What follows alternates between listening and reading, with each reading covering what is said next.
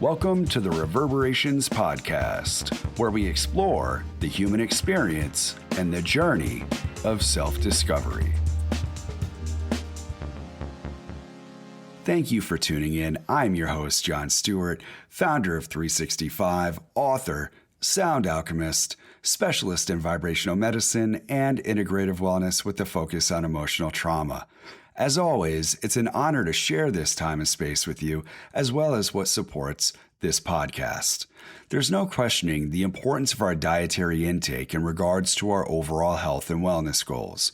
Known as a transformation company, I was introduced to Purium a little under a year ago and implemented it as a staple in my daily personal and professional practice. Designed in consideration of human physiology, human metabolism, and human potential, the Daily Core 4 is made up of 4 pillars of natural Purium products to cleanse the body and satisfy its critical needs at a cellular level. Their products fit any preferred dietary lifestyle, whether you're looking for detox, life transformation, nourishment, weight loss, immune support, fitness, gut health. You will be supported on your journey. And perhaps what I appreciate the most is that Purium is in alignment with my values, sourcing from organic, sustainable farmers and practicing eco-friendly shipping with a commitment to be plastic-free by the end of 2021. Purium is a quality, trusted company with a vested interest in spreading economic freedom through plant-based wellness. Visit iShopPurium.com. That's iShopPurium.com. Enter referral code AMPLIFYYOURLOVE for $50 off your first order. At 365, our mission is to facilitate and support the maximization of human potential and global sustainability by advocating whole health and promoting harmony within and throughout. 365's products and services are based on the ontology of mind, body, spirit, sound, where we address the full spectrum of well-being, physical, spiritual, mental, and emotional wellness. My mission as a practitioner is to lead clients to a clear and gentle understanding of their inner truth, untangling the energetic and subconscious constriction within our mind and body at a core level, loosening the intensity of belief patterns that no longer serve us, and providing an opening for us to remember and return to a state of harmony, natural vibrancy, and complete state of well-being. It all begins within, and it all begins with you. For 10% off products and services, enter code IAMLOVED at checkout.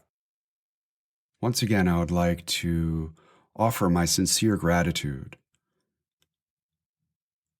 for taking the time out of your day to tune in with this podcast. It truly is an honor.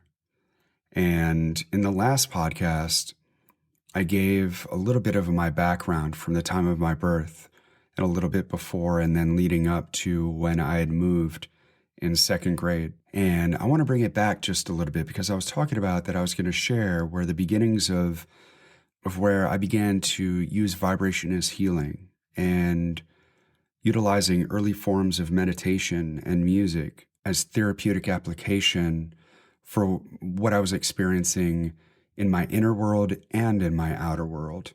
And there's a story that I want to share with you, which was just before that I had moved. It was a cold winter day. It was actually freezing. A group of friends and I had decided to walk to school. Now, mind you, we're 5-6 years old. Wintertime, 2nd grade, lived about half mile away, maybe a mile away from the school, busy roads, and it was freezing. I had no boots, no gloves, and I was like, you know what? I'm going to do it anyway. My friends were like, you're crazy. And I made it all the way to school. We even got there early.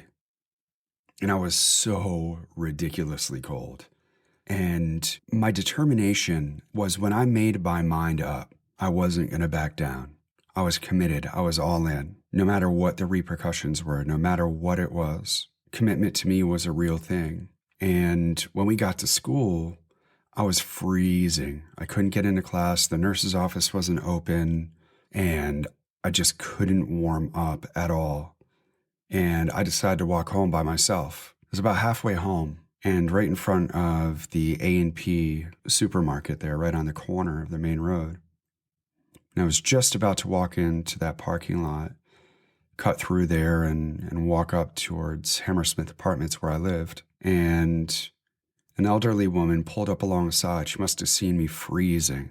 And I'm pretty sure that I was crying. She pulled up and she asked if I wanted to ride home. And I said, no, it's okay. And she's like, sweetie, you're freezing. Let me take you to your home. Do you know where you live? And I said, yes. She asked me to get into the car. And, I was very aware to not get into cars with strangers. Something within me knew that if I didn't get in the car, it probably wasn't going to be a good idea if I didn't get in the car.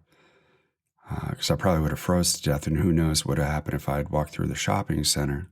And I remember getting into her car and getting to my apartment and knocking on the door, and my mom coming to the door and just being totally freaked out. I had early stages of frostbite. I remember my mom and her talking, and, there was definitely levels of concern and just hot water. And I also remember, hearing a voice that it's going to be okay. Everything's going to work out. Nothing to worry about. I was crying, bawling my eyes out, probably could have gotten kidnapped. Though there was that voice that knew that everything was going to be okay. And I share this story to open it up because that's pretty much how my life has been.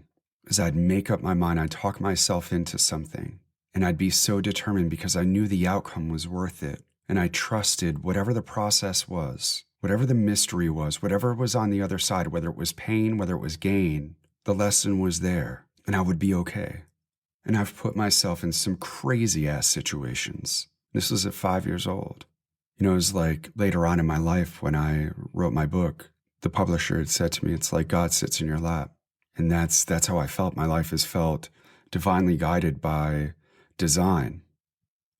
And my life experiences began to reveal this to me, is that any time that I would get at the pinnacle, any time that I would get to where I wanted to go, something would show up, whether by self-sabotage or whether by some unforeseen event that would derail and then detour my life in a completely different direction. Though I've come to understand that this is also by divine design. And this isn't a spiritual bypass by any means. As I reflect back on it, I can't change the past. What I can do is I could learn from my life experiences that have been crafted this way so that I can move forward and make more informed decisions from my trauma, from my journey of self-discovery. And this is what I've come to learn through my experiences and what has shown up. And when I share the stories of being derailed or detoured or thrown off track, of course, they were by divine design, and I'm really grateful for everything that has unfolded because of them, because it has really supported this journey that I've been on. There's no doubt about it. They have all happened for me. There's no feeling bad. There's no pity party. There's none of that. When I share these, it's simply just sharing my life experience and how I've grown through them, or as I reflect back on them, what the messages were that I had. And, it's not just that these experiences came forward that have been seemingly coincidental. By all means not. Completely synchronistic. And as I began to witness my life unfold, I would see that these events would lead from one to the next, and magical things would show up. Incredibly magical things. Chance encounters, being at the right place at the right time, saying the right thing at the right time. My grandfather always told me to speak my mind no matter what, to let my voice be heard. And I took that to heart. It's a large part of the reason that I'm here on this podcast today. I talked myself into a lot of things. I talked myself out of a lot of things. And each and every single one of these experiences offered an opportunity for growth. And that's what this life is about. When we are able to see that the experiences that we go through, they're not happening to us. They're happening for us. And when we're able to step back and have a different perspective, to witness from the outside, looking at ourselves and say to ourselves, what is my role in this? What was my level of participation? What was my involvement? What led me to this? How could I have navigated this in a different way? There's a level of personal responsibility and accountability that comes forward that allows us to rise above any of the challenges that come to us so that we don't get stuck in the repetitive storyline of the woe is me, or this always happens to me, or whatever the loop is that keeps us repeating the same thing over and over and over again. And as it said, the definition of insanity is doing the same thing over and over again and expecting different results. If we do it over and over again and get the same result, then the result should be supporting us towards a more sustainable and harmonious existence in our life, so that our outside is matching what we desire within, with integrity. And it's these experiences that we have when we are young that begin to embed these imprints, these grooves, and create these neural pathways. And part of what I'm going to share are these stories throughout my youth that ended up recreating themselves and patterning in different ways throughout my entire life, leading up to this moment, still continuing to show up when I look back. Oh, that's a pattern from back then. Oh, I get how that impacted me. Wow. I still have something to learn there. I didn't realize that that had such an impact on me on that deep of a level. And as I shared at the end of the last podcast, the noise was getting louder right before we were going to move from Danbury to Brookfield. This was for a better life. This was for leveling up. Well, so did the pain. So did the noise. So did the traumatic experiences. And so did the joy. And so did the gratitude. So did the love. So did the creative expression. So did life as a whole. It began to frame who I was at a very, very fundamental level. I began to listen to my soul, that silent voice within, and I began to recognize that voice. I couldn't mute it. I couldn't shut it off. I never once thought I was crazy. I did know that I was different, though not any different than you or anyone else. I was different in the way that I communicated what I felt. And when I moved to Brookfield, I never felt like I fit in. I got along with everyone.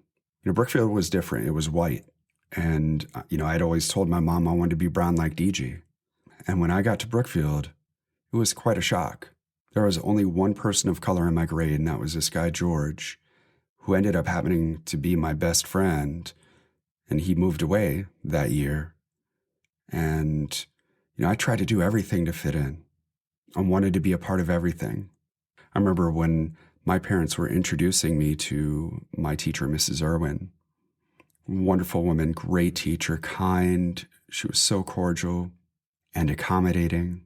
And they were talking, and then, they turned to me and just said hello or something like that. And she's like, "Are you looking forward to go to school?" Whatever question it was. And I was like, "I know what 12 times 12 is.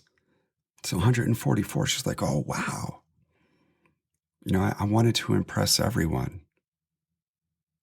I wanted to make friends with everyone. I wanted to love everyone. I wanted everyone to like me, to see me really is what it was, to recognize that I had something to offer, that I too was worth being loved, not just seen, heard, witnessed, felt at a deep level.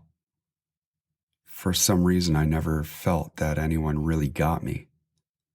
The only one that got me was DG. And at that time, when I moved to Brookfield, tennis was really starting to pick up. I was, 6 years old, and I think about it now, and it's crazy to even imagine playing at 6 years old. I sit here and I think back, 6 years old, competing against people twice my age, beginning to play competitively. And the crazy thing is it was my stepfather that introduced me to tennis. There was no DNA. It wasn't in my blood passed down. This was a gift from Creator, who placed this man in my life And I just happened to take up tennis like I'd been playing it all my life. I was a natural, and I was being groomed to be one of the top players in the world. And as much as tennis was a somatic release for me and an outlet and a connection with others that shared in the same interest, it was also a part of my pain, part of the perpetual story. I tried to hit that ball as hard as I could. And if you saw pictures of me when I was younger playing tennis, you could see the anger. Even when I had trophies in my hand after I'd just won, it didn't look like I was happy because I just wanted to be recognized. And typically my parents weren't there to recognize me. And no fault of their own, they had their things going on. They were busy or whatever it was that they were tending to. And that's their story, not mine. Though I did want them there. I wanted to be recognized. I wanted to be seen. My stepfather was a coach to many of the top players in the area. Our tennis club was a factory for putting out some of the top tennis players of all ages in New England. So it wasn't just about me, though I was one of the best. And the head tennis professional was my stepfather. And my mom also worked there. And when I would look up and I didn't see anybody, I'm not going to lie, it hurt. And I remember times where I was so angry, I said, you know what, just don't even watch me. I don't even want you to watch me. But we all know that's just, I'm hurting. I need to be seen. I need to be held. And as I stated, this was a repeated pattern in so many things in my existence. I continued to find myself in situations to where I wanted to be recognized. I was seeking the attention for my accomplishments. So I continued to dream bigger and bigger and think of, what could I do to get the attention of those that I care about? What is it going to take? When is somebody really going to see what it is that I have to offer, what I bring to the table? At this point, I still haven't even given 50% of my capacity to this human experience to this day. Even at 46 years old, recognizing that the patterns that have shown up over the course of my life have been self-limiting, self-sabotaging, unhealthy ego, and repeated patterns of betrayal. And the sneaky thing about that is that after a period of time, we begin to repeat until we come to the awareness that we have to be the one that steps off the hamster wheel. We are the one that has to do something different. If we want to create a different outcome, then we have to take a really good look at ourselves and recognize that there's a level of personal responsibility and accountability that we have to honor, of where we have to stop blaming or pointing fingers or shifting the attention to something that is outside of ourselves. And it's one of the reasons that I wrote my book, It All Begins With You. And it was really just a preface to my life's work. Personal responsibility and accountability is something that is at the epicenter of my work. It's really created shockwaves in my own human experience. So going back to what I was reflecting on with attention or seeking means of approval from external sources, the reason that I share these life stories are because our childhood is the source of these.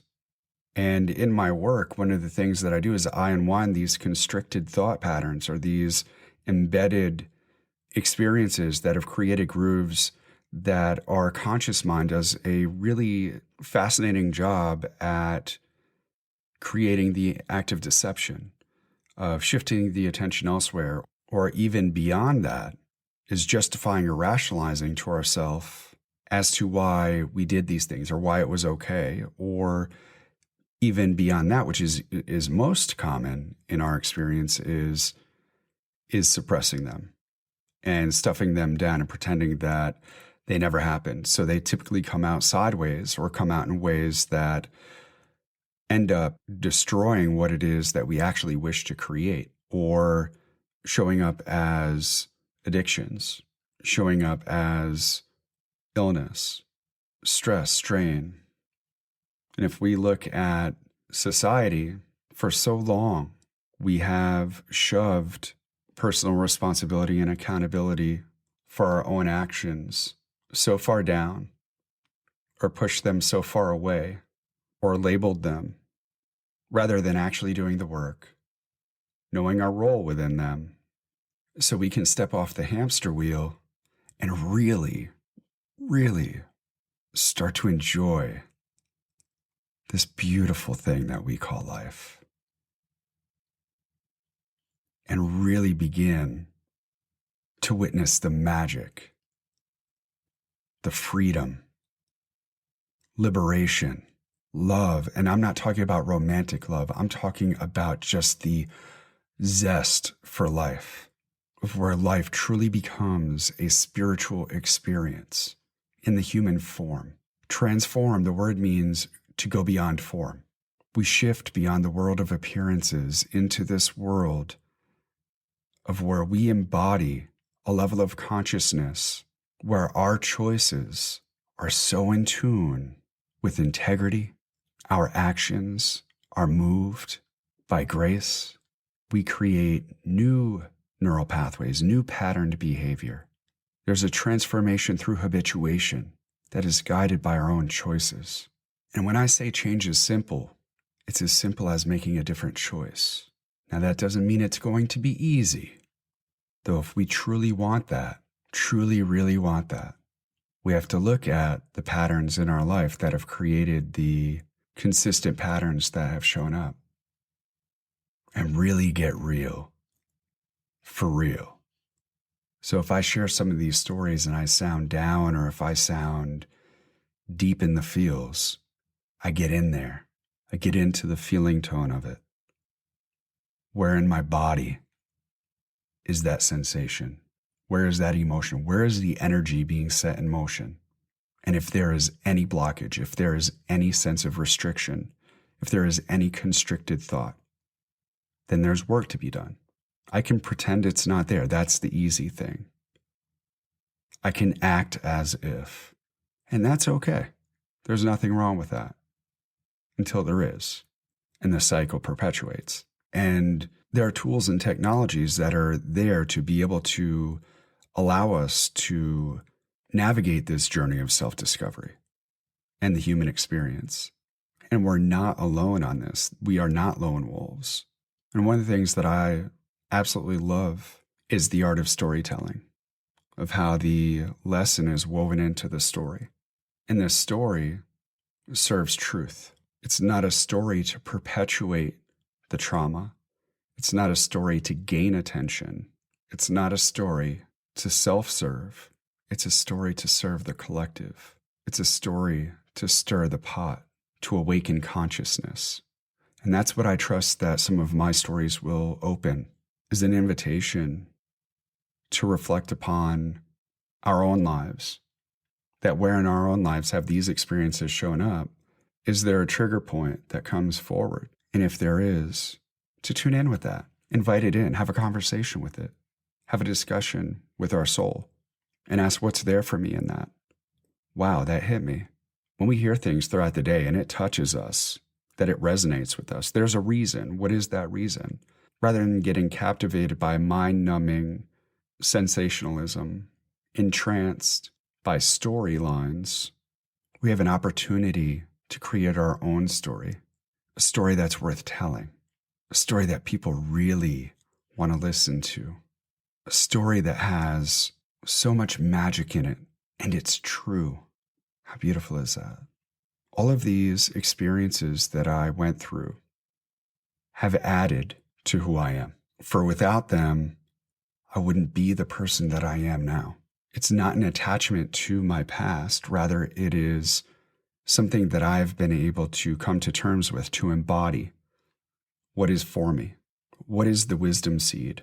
One of the things that happened when I was in third grade, I had a teacher that was not very friendly, very angry, and who knows what was going on in his life.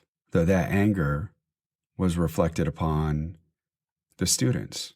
Now, I have a lot of respect for teachers, tremendous amount of respect for teachers. For those of us that have kids, think about having 20 of them in one room. and trying to get them to all be quiet at the same time and focus on something that most of them don't even want to listen to. That's what teachers deal with each and every single day. And they have to be on their best. Who knows what's going on in their household? Who knows what stories that they bring to the table? Who knows what happened on the way to work? I've been blessed with amazing teachers in my life. They've been some of the greatest role models that I have had, some of the greatest men that I have known. Though this experience in third grade left a mark on me physically, literally. I was a very active student in school. Like I was saying before, I was involved in everything. I always wanted to participate. Now, I'll admit I wasn't the best at raising my hand. I would just blurt shit out. And this one teacher was not very kind. I was sitting in the front of the class, and he said something to me that was so disrespectful, and I can't remember what it was. Though I remember being so hurt by what he had said. And I'm in third grade, mind you, 7 years old. And I was by no means a terrible student. I was not a troublemaker. Like I said, I just loved to be involved in class. And I told him how I felt. I remember sharing, like, that wasn't cool. And he picked me up and slammed me on a table. I had abrasions on both of my arms, cut through my skin. And this isn't a pity party. School is a safe place for me. School, I absolutely loved being there. It was my safe place. Home wasn't my most favorite place to be. And I was already going through a really challenging period of time trying to figure out who I was, where I belong, my own identity. I didn't even know who my father was. I just met him for the first time the year before when he gave me a Snoopy piggy bank and Disney dominoes. Life was a little weird. I was still adjusting to a new school, and I was making an effort to find out who I was and how to express myself. And these deep emotions that every which way that I tried to let them out and share them, I seemed to be shut down, shut up, muted, told that I was too much, not listened to, ignored. So my journey within and my journey of self-discovery really began with tuning into emotions. It didn't seem that the world around me valued emotional expression and what that carried within that. There was so much density in the texture of emotions. Tennis did a wonderful job to release the physical, to get that energy out of my body, though there was something that needed to come out of my soul to liberate my consciousness, to release this film that was over my mind, to let out my truth without limitation, without restriction, without compromising it, without filtering it, to where I could just express me for me and be valued for that.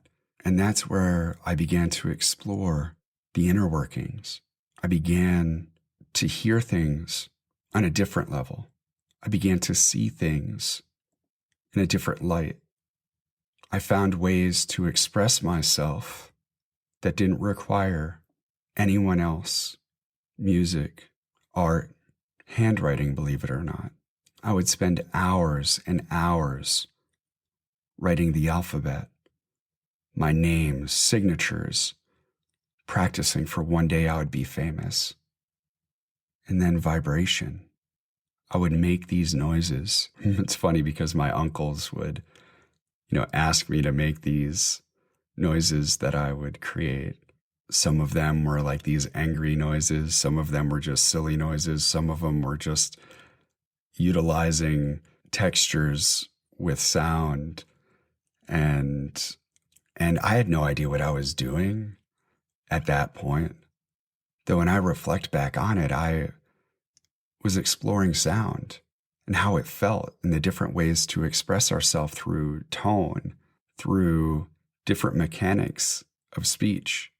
and the response or reaction that it would get from those around me or in my body.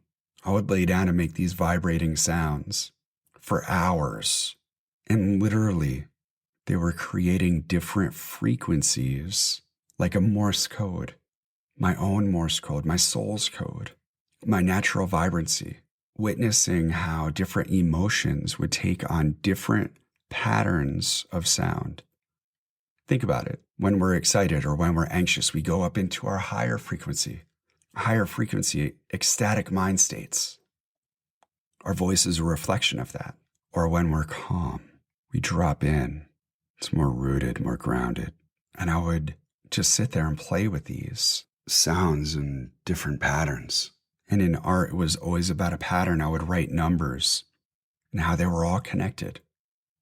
And I would find it fascinating. And as far as music, it was in third grade when I began to really express myself in playing music.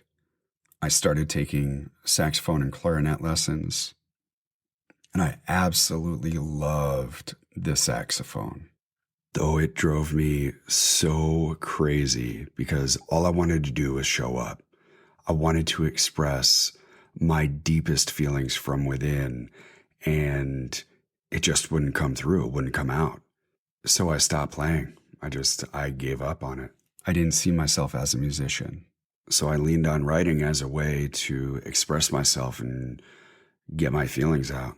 And that came from music. I would write lyrics over and over and over again.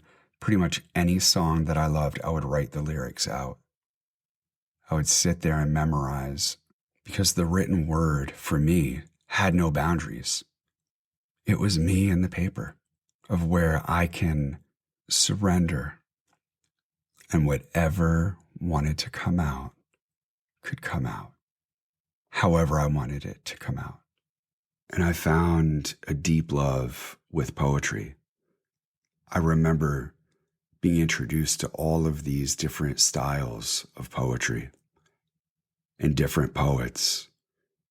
And I would always find myself drifting off, not to the ones that were assigned, ones that really just deeply touched the soul and spoke the unknown. That's where I found a home with expressing my emotions, feeling my emotions. Poetry became the perfect outlet. I could write cryptically. I could write expressively. I could create whatever I wanted to create and package it within an art form that spoke my soul's code. And that year, my teacher encouraged me to enter into the poetry contest. And, at first I was nervous. I didn't want to do it. I didn't feel I was good enough. And I did it anyway.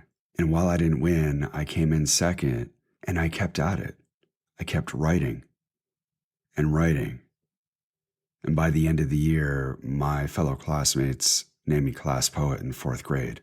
And at that point, I felt like I was starting to be seen, that I was starting to be recognized for what it was that I was feeling at the depth of my soul that so wanted to come out, that so needed to be expressed. And I was so grateful to be received for it.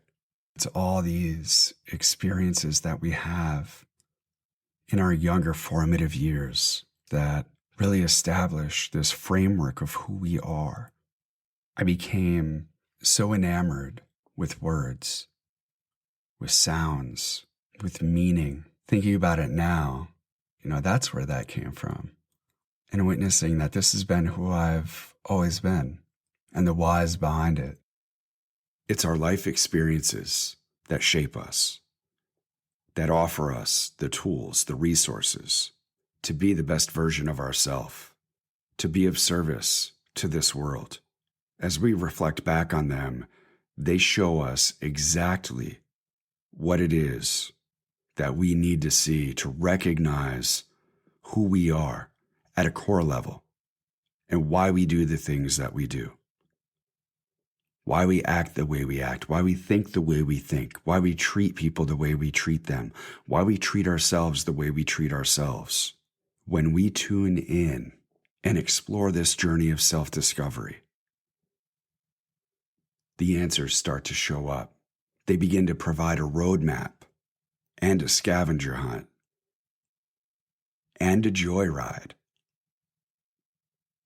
and a magical mystery tour for discovering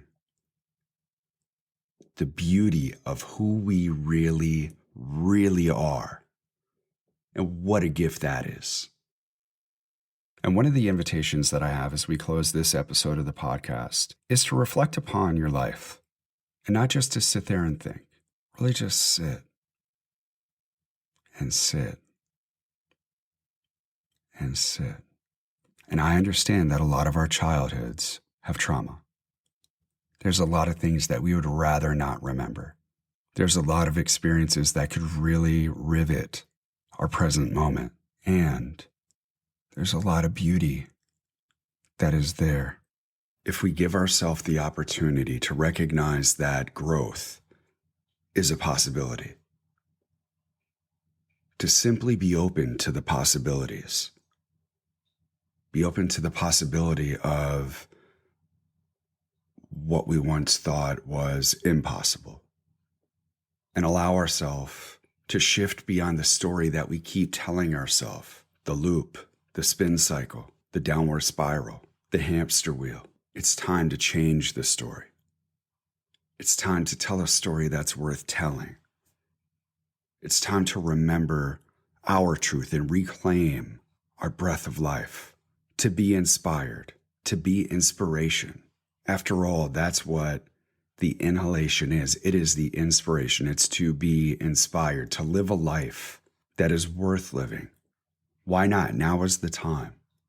This is where the beauty of being human is that we get to make a choice.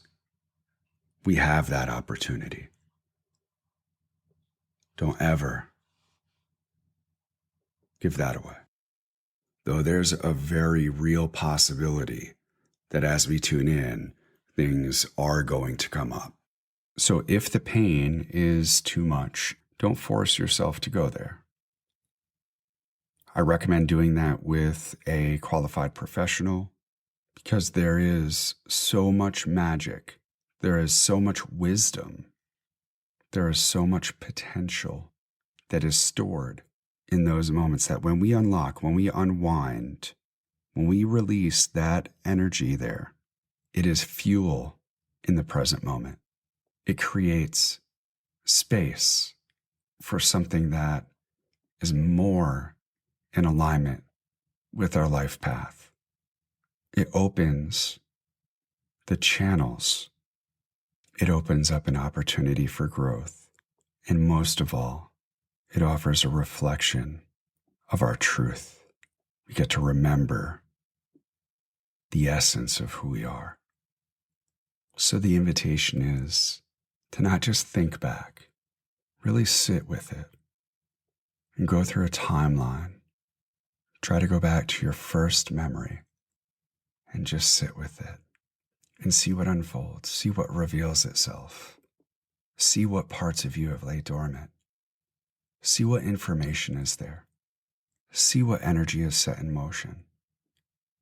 Because I assure you that whatever is revealed is going to create such a massive shift, is going to set energy in motion for healing, for amplification, and may just contain the elixir that so many of us have been looking for, that so many of us have been waiting for, that so many of us have been missing and searching and seeking, when the whole time that beauty, that love, that magic, that wisdom,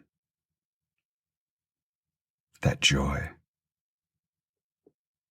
that playful nature, that curiosity, that spark of creativity has always been and always will be right here.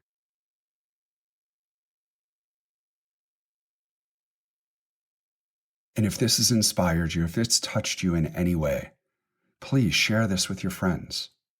Share it in your social media. Let's allow this message to reverberate.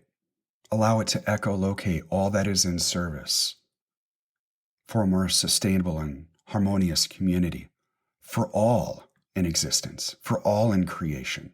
It's here, it's now, it's on time, it's on purpose. Why not? Feel free to check out my website, 365.com. That's 360five.com. 365 is where you'll be able to find products and services that are in support for a more sustainable and harmonious life, of where we tune in to maximizing human potential and global sustainability by advocating whole health. And Amplify Your Love is my journey of self-discovery, my creative expression through word, through writing, through prose, through music, through sound. And I would love to welcome you there. You can also find me on any social media platform.